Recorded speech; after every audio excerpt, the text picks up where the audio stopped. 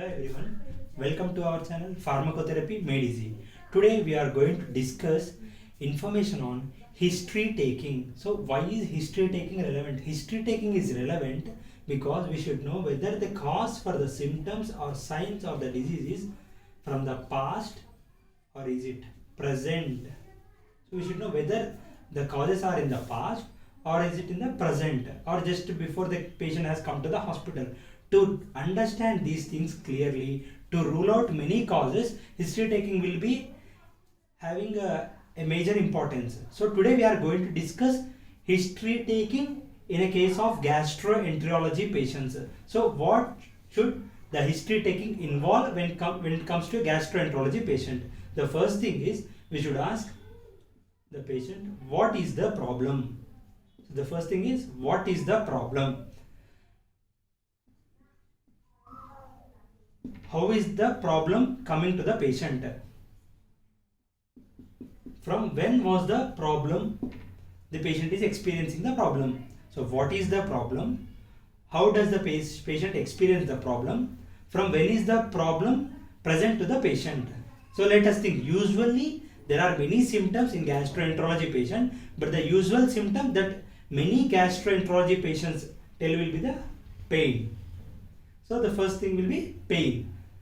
And we should also ask, are there any medications that the patient has been taking for treatment of this pain? Usually patients will be taking over the counter medications, OTCs, for the treatment of this pain as they cannot tolerate pain for a long time. So we should ask if the patient is using any medications for pain.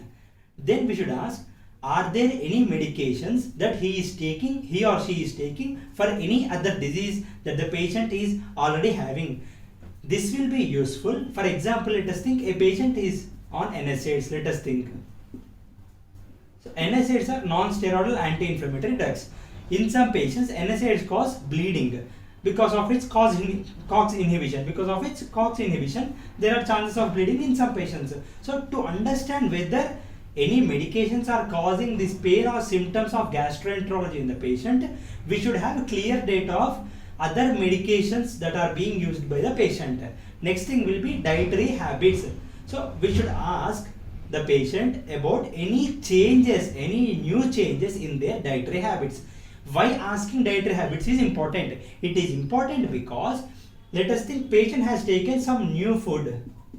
The food is called, let us assume it as X.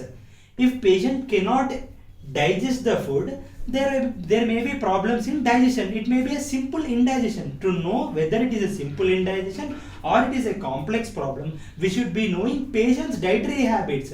Then comes the bowel habits. Why bowel habits are important? Bowel habits usually will be knowing some people are having constipation, some people will be having diarrhea. So let us think if patient is having constipation may occur due to multiple reasons. It may occur due to bowel obstruction, gastroenteric problems, or it may be due to some medications which cause constipation. Let us think sometimes in some patients, calcium salts will also cause constipation. So to rule out even such causes, we should have clear data about patients' bowel habits. Each and every point that I am telling here is important. Every point must be taken during history taking of the patient by the clinical pharmacist. The next thing is whether patient experienced any nausea or vomiting symptoms. And some people, they may take certain OTC medications even for this nausea or vomiting without getting a prescription from authorized physician. Next thing is any change in weight and appetite. Why are these important? Weight change shows that there is many of the patients who present to gastroenterology, there will be a loss of weight. If there is loss of weight, it suggests us that maybe there may be presence of any malabsorption syndromes. To know if the patient is having any malabsorption syndrome, we should have clear data about weight and weight changes along with appetite and appetite changes. Next comes melena. What is melena? Melena is presence of blood in stools. So when we examine stool, if the stool is having fresh blood, it indicates that there may be an injury in the intestinal wall in the lower parts of the intestine, whereas if the stool is black, that is called black tarry stools. If the patient is having black tarry stools, it means that bleeding may be in the upper gastric region, upper region of gastrointestinal tract. Maybe usually it will be in the initial parts of small intestine or in the stomach. If there is bleeding in such areas, when it comes to the stool, it will be looking black and tarry appearance in the stools. Next comes any acid indigestion. So why is acid indigestion is important? Acid indigestion occurs in different cases. Usually some people who are having gastroesophageal reflux disease, they will show acid indigestion symptoms.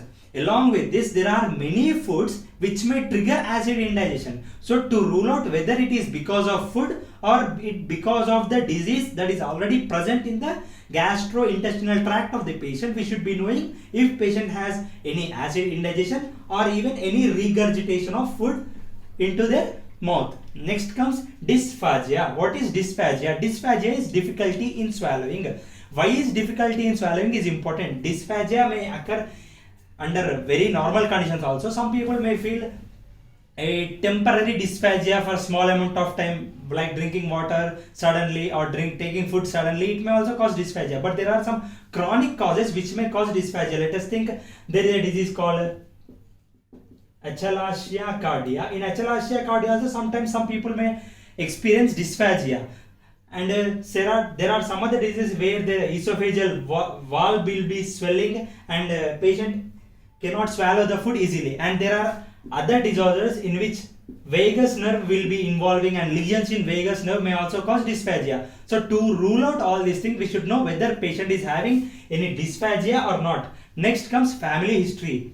Why is family history important? Family history is important because if patient has a family history of any other cancers or carcinomas, we will be knowing whether we can suspect any cancer or any other chronic conditions that the patient may be having, or even any deficiencies of enzymes, deficiency or malnutrition. We can suspect those things also from family history. Next thing comes is past medical history. We should know whether patient has been undergone any surgeries related to abdomen or any other area in the abdomen. And surgical history, medication history is also very much important. And we should also see whether there are any injuries in the abdominal area, lower abdomen, upper abdomen, towards the lateral sides of the abdomen, and whether any suture marks that are present on the abdomen.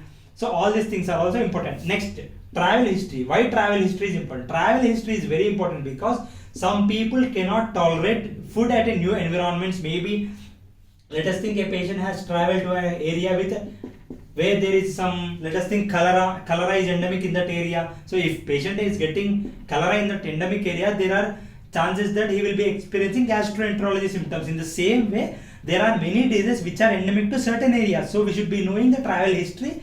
If that travel history contains any endemic area, we should suspect the endemic disease first, and then we should rule out next causes and other things. Next, the important point here is pain. So we should be very clear about pain.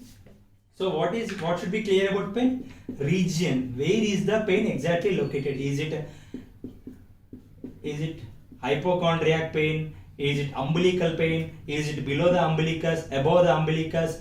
It is right hypochondriac region, or is it left hypochondriac region? All these things must be very clearly noted by the clinical pharmacist, so that further care that is being given by the physician will be highly relevant, and it will become easier for the physician to prescribe newer drugs or to suggest any lab test or any other diagnostic test. So that is for the history taking of gastroenterology. Thank you.